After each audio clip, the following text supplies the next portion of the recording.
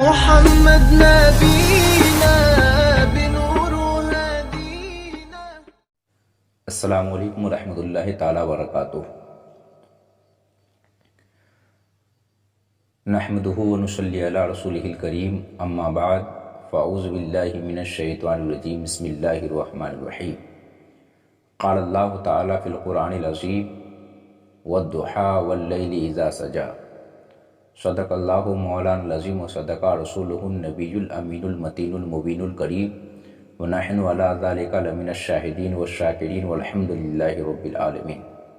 میرے امام سیدی سرکار اعلیٰ حضرت رضی اللہ تعالیٰ عنہ نے حضور علیہ السلام سے عشق و محبت کا اظہار شعر و شاعری میں کس طرح فرمایا، خاص کر کے حضور علیہ السلام کے رخ زیبا کے بارے میں آپ رضی اللہ تعالیٰ عنہ نے کیا کچھ فرمایا، آج اس تعلق سے بات کریں گے.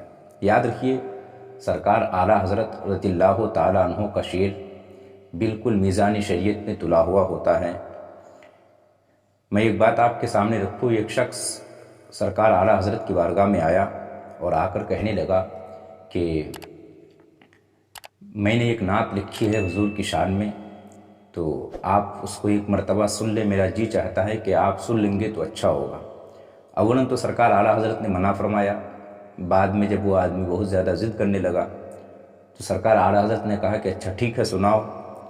تو اس نے پڑھنا شروع کیا کہ شان یوسف جو گھٹی تو اسی در سے گھٹی. سب جانتے ہیں کہ حضرت یوسف علیہ السلام بہت زیادہ خوبصورت تھے. ان کے حسن کی مثال دی جاتی ہے. تو وہ اپنے شعر میں کہتا ہے کہ شان یوسف جو گھٹی تو اسی در سے گھٹی، یعنی وہ حضور کی تعریف اس طرح کر رہا ہے. تو میرے امام نے ان کو روکا اور روک کر کہا کہ یہ کوئی حضور کی تعریف نہیں ہے. معاذ اللہ، حضور علیہ السلام کسی نبی کی شان گھٹانے کے لیے نہیں آئے تھے، بلکہ یہ کہہ لیجئے کہ حضور علیہ السلام تو آسمانی نبوت میں مزید 4 چاند لگانے کے لیے آئے تھے. حضور علیہ السلام دوسرے انبیاء کرام کی شان کو بڑھانے کے لیے تشریف لائے، نہ کہ کسی نبی کی شان کو گھٹانے کے لیے. میرے امام نے کہا کہ اگر نبی کی تعریف کرنی ہے، نبی کی شان میں اگر نعت لکھنی ہے، تو بجائے اس کے کہ اس طرح کہو تم یہی چاہتے ہو نا کہ حضور کی تعریف زیادہ ہو، تو شعر کو یوں بدلو کہ شان یوسف جو بڑھی تو اسی در سے بڑھی. اگر مصرع اس طریقے سے کر دیا جائے تو اس میں حضرت یوسف علیہ السلام کی بھی تعریف ہو رہی ہے اور حضور علیہ السلام کی بھی تعریف ہو رہی ہے. اور اس میں کوئی شک نہیں ہے کہ بے شک حضرت یوسف علیہ السلام کو جو حسن ملا، جو جمال ملا، جو خوبصورتی ملی، یہ سب حضور علیہ السلام کے حسن و جمال کا ہی صدقہ ہے. میرے امام کا شعر بالکل میزان شریعت میں تلا ہوا ہوتا ہے. دیکھیے، قرآن پاک کی ایک آیت ہے، اللہ فرماتا ہے وَالضُّحَىٰ وَاللَّيْلِ اِذَا سَجَىٰ، جس کا معنی تمام مفسرین کے نزدیک ایک ہی ہے، چاشت کی قسم اور رات کی قسم جب ڈھانپ لے. چاشت صبح کے لمحوں میں سے ایک لمحے کو کہتے ہیں، رات بھی ایک وقت ہے. آخر وقت کی قسم خدا کھا رہا ہے. تو مفسرین نے کہا کہ چاشت سے مراد کیا ہے اور رات سے مراد کیا ہے، یعنی ضحیٰ سے کیا مراد ہے اور لیل سے کیا مراد ہے. تو مفسرین کے اس سلسلے میں بہت سارے اقوال ہیں. اس میں سے ایک قول میں نقل کر رہا ہوں جس کو صاحب تفسیر عزیزی یعنی علامہ شیخ عبدالعزیز محدث دہلوی رضی اللہ تعالیٰ عنہ نے یہ بات نقل کی ہے، جس کو تبیان القرآن میں مولانا غلام رسول سعیدی صاحب نے نقل کی. کون سی بات؟ کہ ضحیٰ سے مراد حضور علیہ السلام کا چہرے انور ہے اور لیل سے مراد حضور علیہ السلام کی زلف عنبری ہے. یاد رکھیے، یہی موقف میرے امام سیدی سرکار اعلیٰ حضرت رضی اللہ تعالیٰ عنہ کا ہے، جس کو آپ نے خود ایک نعتیہ کلام میں لکھا کہ ہے کلام الہی میں شمس ضحیٰ، تیرے چہرے نور فضا کی قسم، قسم شب تار میں راز یہ تھا کہ حبیب کی زلف دوتا کی قسم. اس سے صاف سمجھ میں آ رہا ہے کہ خود ضحیٰ سے مراد میرے امام کے نزدیک بھی حضور کا چہرے پر انور ہے اور لیل سے مراد حضور علیہ السلام کی زلف عنبری ہے. اس کو اگر اور آسان کر کے سمجھنا ہو تو ایک آپ کی لکھی ہوئی نعت کا ایک شعر ہے کہ رخ دن ہے یا مہر سما، یہ بھی نہیں وہ بھی نہیں، شب زلف یا مشک خطا یہ بھی نہیں وہ بھی نہیں۔ اس شعر میں کچھ الفاظ عوام الناس کے لیے غیر مانوس ہے، ہم کچھ الفاظ کا کچھ معنی آپ کے سامنے رکھتے ہیں۔ اس شعر میں ایک لفظ ہے رخ، جس کا معنی چہرہ، اور ایک ہے مہر سما۔ مہر چاند کے معنی میں ہے اور سما آسمان کے معنی میں ہے۔ دوسرا مصرع ہے شب زلف یا مشک خطا یہ بھی نہیں وہ بھی نہیں۔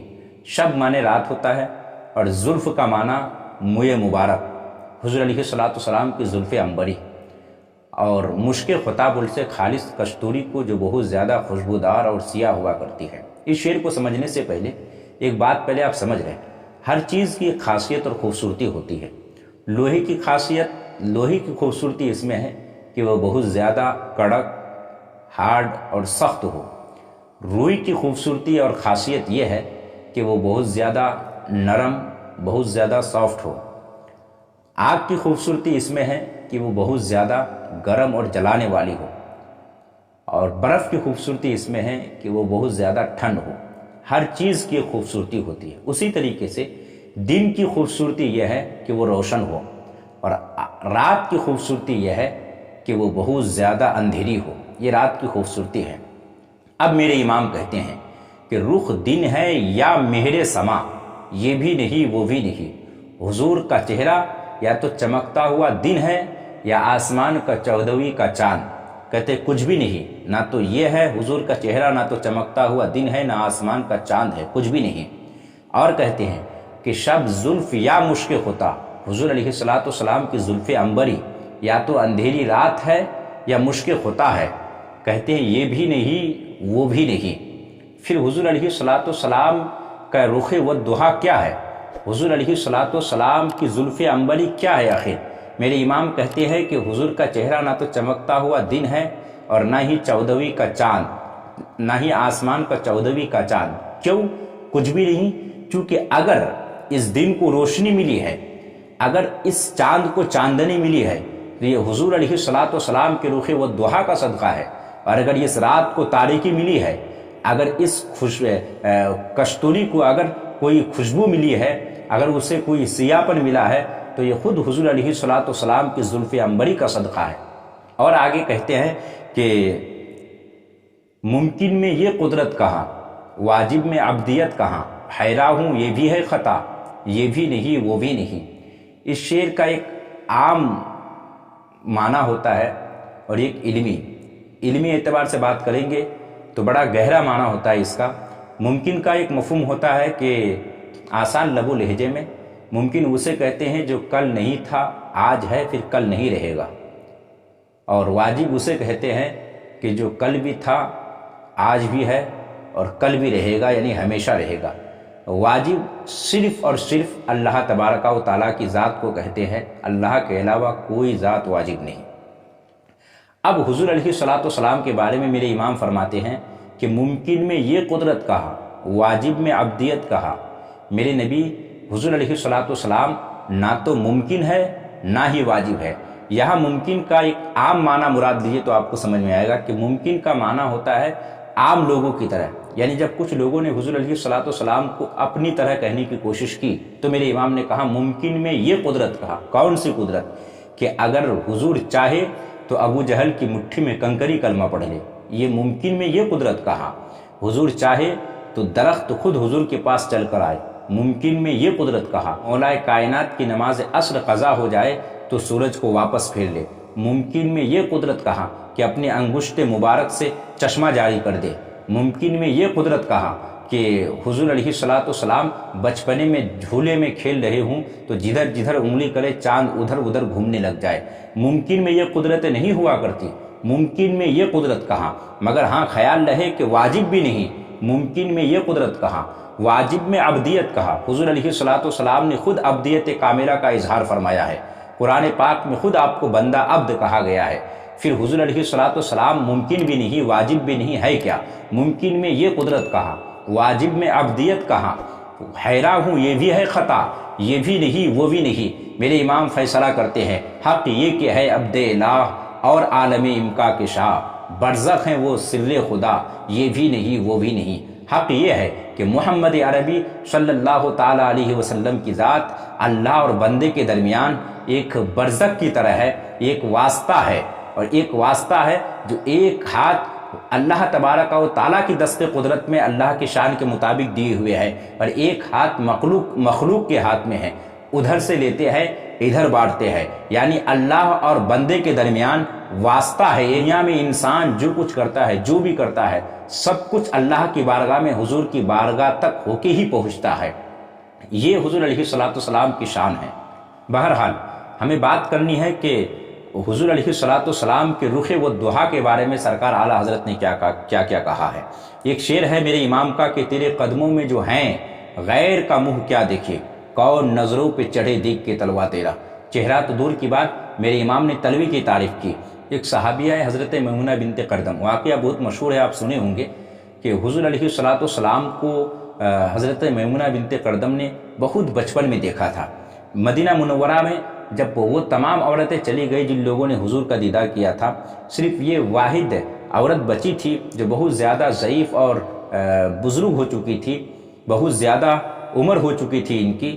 عورتیں ان سے پوچھتی تھی آ کے کہ آپ نے تو حضور علیہ الصلوۃ والسلام کا چہرہ پر انور دیکھا ہے، ذرا بتائے تو صحیح حضور کا چہرہ کیسا تھا، حضور کتنے خوبصورت تھے۔ تو حضرت میمونہ بنت قردم نے ان لوگوں سے کہا تھا کہ میں نے حضور علیہ الصلوۃ والسلام کا چہرہ پر انوار بہت اچھے انداز میں جی بھر کے تو نہیں دیکھا ہے، مگر یہ ہے کہ حجۃ الوداع کے وقت میں جب حضور علیہ الصلوۃ والسلام صحابہ کرام کے سامنے خطبہ دے رہے تھے، میرے والد ماجد بھی ساتھ میں تھے، میں ان کے ساتھ تھی، اور میں نے حضور علیہ الصلوۃ والسلام کے چہرے پر انور کو بہت بڑھیا سے تو نہیں دیکھا ہے، مگر حضور جب اونٹنی میں سوار ہو کر خطبہ دے رہے تھے تو میں حضور علیہ الصلوۃ والسلام کی اونٹنی کے پاس ہی کھڑی تھی، میری نظروں کے سامنے حضور علیہ الصلوۃ والسلام کی پاؤں مبارک کی انگشت مبارک۔ حضرت میمونہ بنت قردم کہتی ہے کہ جو انگوٹھا ہوتا ہے اس کے قریب میں جو انگلی ہوتی ہے اس کی لمبائی اتنی خوبصورت تھی کہ آج میں بوڑھی ہو گئی ہوں، آنکھ میری چاہے کھلی رہے یا بند رہے، آج تک اس انگلی کی خوبصورتی میری نظروں کے سامنے سے گئی ہی نہیں، آج تک اس کا تصور میری نظروں کے سامنے سے ہٹا ہی نہیں۔ اگر غور کریں تو میرے امام اس شعر میں یہی کہنا چاہتے ہیں کہ تیرے قدموں میں جو ہیں غیر کا منہ کیا دیکھے، کون نظروں پہ چڑھے دیکھ کے تلوا تیرا۔ یا رسول اللہ، چڑھنے کا مطلب ہے یہاں پہ جچنا، کون نظروں پہ چڑھے دیکھ کے تلوا تیرا۔ جو ایک مرتبہ آپ کا قدم مبارک دیکھ لے، آپ کی انگلی مبارک دیکھ لے، تو پھر اس کے بعد اس کو دنیا کی خوبصورت سے خوبصورت چیز بھاتی ہی نہیں، اتنے خوبصورت محمد عربی صلی اللہ تعالیٰ علیہ وسلم۔ اور کیوں نہ ہو، میرے امام سید سرکار اعلیٰ حضرت رضی اللہ تعالیٰ عنہ نے جو فرمایا، اس کا ایک دوسرا مفہوم بھی ہوتا ہے، لوگ اپنے اپنے اعتبار سے بیان کرتے ہیں۔ مثال کے طور پر تیرے قدموں میں جو ہیں غیر کا منہ کیا دیکھے، مطلب جو آپ کے قدموں میں پڑے ہوں وہ کسی اور کے در کا بھکاری کیوں ہوں، اس کو جو بھی چاہیے وہ آپ ہی کے در سے ہو۔ یہ مفہوم بھی کوئی غلط نہیں ہے۔ میرے امام نے حضور علیہ الصلوۃ والسلام کی تعریف کرتے ہوئے ایک نعتیہ کلام میں کہا کہ لم یاتی نظیروں کا فی نظرین مثل تو نہ شد پیدا جانا۔ حضور کی طرح آج تک کوئی شخص آیا ہی نہیں، ہو بھی کیسے، کوئی شخص آج تک پیدا ہی نہیں ہوا۔ میرے امام آگے کہتے ہیں کہ جگ راج کو تاج توڑے سرسوں ہے، تجھ کو شہ دوسرا جانا۔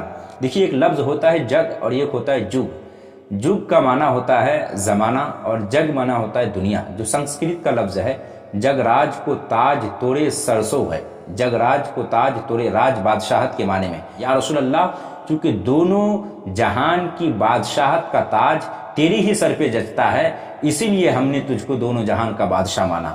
اب جو شعر ہے جو محل استشہاد ہے، جو اصل مقصد ہے، لَکَ بَدْرٌ فِی الْوَجْهِ الْأَجْمَلِ خط حالِ مہ زلف ابر اجل توڑے چندن چندن پر کنڈل رحمت کی بھرن برسا جانا۔ اس شعر کا مطلب یہ ہے کہ چاند کے گرد جب کوئی حالہ ہو تو اس سے ایک نیک فالی یہ مراد دی جاتی ہے کہ یہ بارش ہونے کی علامت ہے۔ حضور علیہ الصلوۃ والسلام کے چہرے اور حضور کی داڑھی مبارک کے بارے میں میرے امام فرماتے ہیں کہ کچھ ایسی حالت ہے حضور کے چہرے اور حضور کی داڑھی مبارک کی کہ حضور کا چہرہ گویا کہ 14ویں کا چاند ہے، اور جو حضور کے چہرے کے گرد جو آپ کی داڑھی مبارک ہے، یہ گویا کہ حالہ ہے جو جس چاند کو گھیرے ہوئے ہے، اور یہ علامت ہے کہ بارش ہونے والی ہے۔ تو اے میرے حضور، اے میرے آقا، اے میرے مولا، مجھ فقیر، مجھ گنہگار پر بھی تو رحمت کی بارش برسا جائیں آپ۔ تو لقا بدر فی الوجہ الاجمل خط حالے محض ابر اجل، تورے چندن چندن پرو کنڈل، رحمت کی بھرن برسا جانا۔ میرے امام سیدی سرکار اعلیٰ حضرت مزید کہتے ہیں کہ لحد میں عشق رخ شہ کا داغ لے کے چلے، اندھیری رات سنی تھی چراغ لے کے چلے۔ یعنی میرے امام یہ کہنا چاہتے ہیں کہ قبر بہت زیادہ اندھیری ہے، اس اندھیری کے لیے اگر میرے پاس کوئی چراغ ہے تو وہ یہ ہے کہ میں نے حضور علیہ الصلاۃ والسلام کے رخ والضحیٰ سے محبت کی ہے۔ یہ حضور علیہ الصلاۃ والسلام سے عشق، یہ محبت، یہی اس اندھیری قبر کے لیے چراغ کا کام کرے گی یہ محبت۔ میرے امام رضی اللہ تعالیٰ عنہ نے حضور علیہ الصلاۃ والسلام کے چہرے والضحیٰ کے بارے میں بہت کچھ کہا ہے، بہت کچھ فرمایا ہے آپ نے۔ میرے امام کے عشق کو کسی ایک بیان میں سمیٹنا یا صرف حضور علیہ الصلاۃ والسلام کے چہرے انور کے بارے میں جتنا جو کچھ میرے امام نے کہا ہے، ان تمام چیزوں کو بیان کرنا بہت ناممکن سی بات ہے۔ میرے امام کہتے ہیں کہ کروں تیرے نام پہ جا فدا، نہ بس ایک جا دو جہاں فدا، دو جہاں سے بھی نہیں جی بھرا، کروں کیا کروڑوں جہاں